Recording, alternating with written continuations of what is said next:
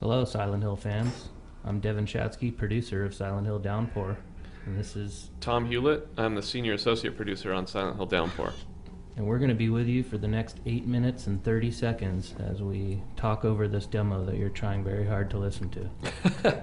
This is footage from our demo that we're presenting at E3 this year. It's some select footage. You'll get a good idea of the feel of the game and the atmosphere. We'll try not to talk too much over it, but we'll chime in here and there as it goes along.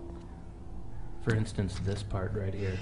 Yeah, this is one of our door mechanics. Instead of having a million different locked doors, which wasn't very realistic, we tried to do something more interesting. So in that instance, Murphy came up across a fence, and there was a lock on it, and he had to find a weapon, in this case a crowbar, and then he used that to break the lock so he could pass through the door. Another thing you just noticed there with the ladder, with all of our action points now, instead of having to press A to climb or press A to open or whatnot, we've tried to make most of the action points as seamless as possible. So ladders or areas that you need to duck under or whatnot will just be automatic. It's all about immersion. So, having to press buttons every time you do something kind of takes you a little bit out of the experience every time. So trying to make that an integrated feeling and really play upon the immersion of the game. Yeah, Silent Hill as a series has always tried to maximize the immersion factor, because obviously if you're immersed in the experience, you're more likely to get scared. So, things like the sound, the graphics, the animation, the mature storyline, it's all supposed to be there and as realistically as possible to drag you into the game. Yeah, Votcher did a really good job of making our environments look really natural and obviously creepy, but they really dirtied up everything. And the most impressive thing is how none of the environments really look similar from room to room or whatnot. So you're not going to get that cookie cutter experience of you walk into a room and you recognize the same textures on the walls that you did 4 rooms ago.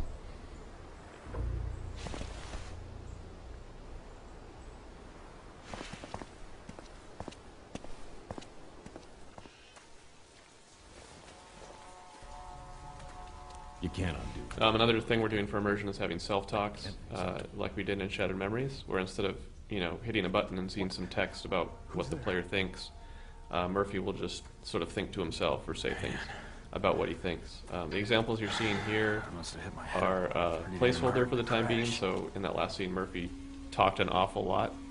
We're still balancing those so he doesn't sound like a crazy person or anything like that.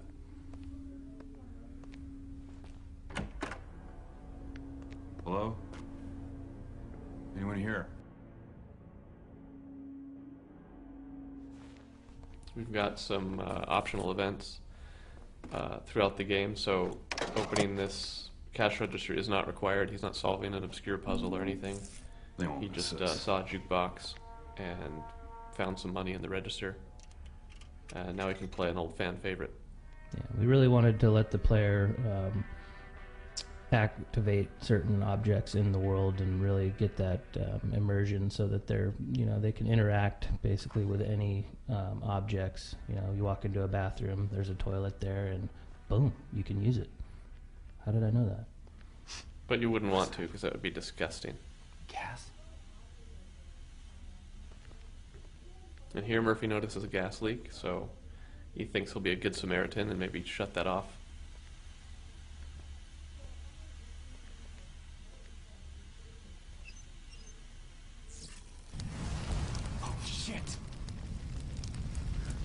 But it's Silent Hill, so maybe that doesn't work out the way he was hoping.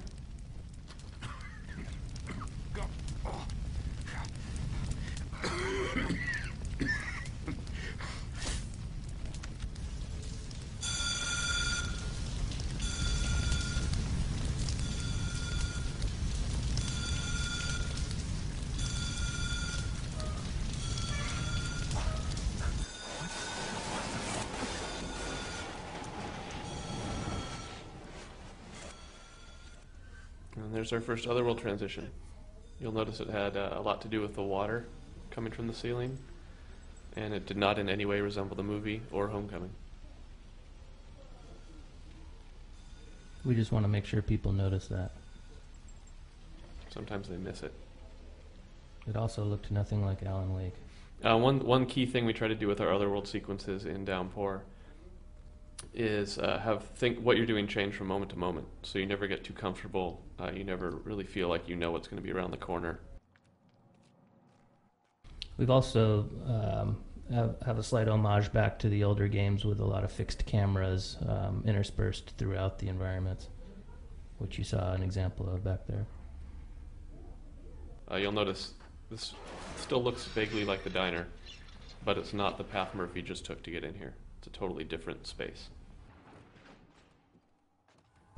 So in some of our past demo write-ups, a lot of the journalists commented about the smoke monster that chases Murphy throughout some of these nightmare sequences.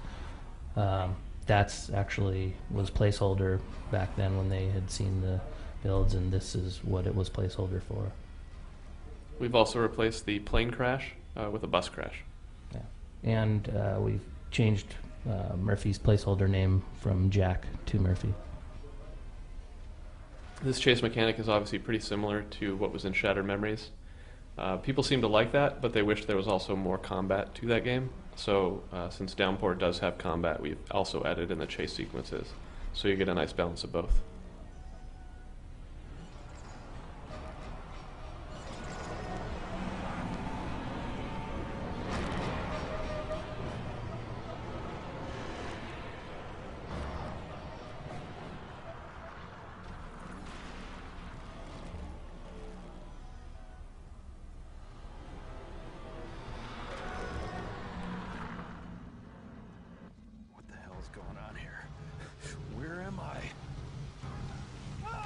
This is our homage to Goonies.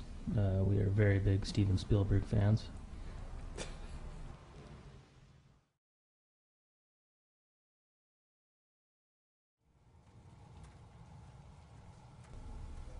So what the? So here's a small taste of some of the combat in Downpour.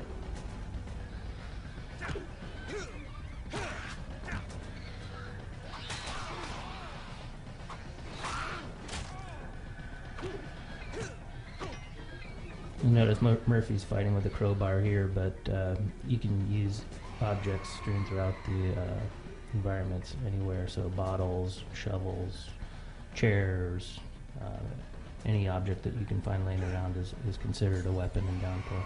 And you'll see instead of shifting through an inventory full of millions of objects, Murphy just walks up and picks up a weapon, so he can fight with whatever's in his hand.